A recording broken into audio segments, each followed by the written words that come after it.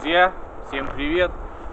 Заканчивается зима, скоро у нас настает летний период. Это, конечно же, шашлыки, природа. И поэтому у меня в планах немножко разнообразить наш, так сказать, лагерь полевой. Хочу сделать свет, солнечную энергию буду использовать. Поэтому, чтобы не пропустить, подписывайтесь на наш канал «Путешествие со вкусом» и смотрите, как я буду делать и солнечные панели, в общем, приборы. До свидания.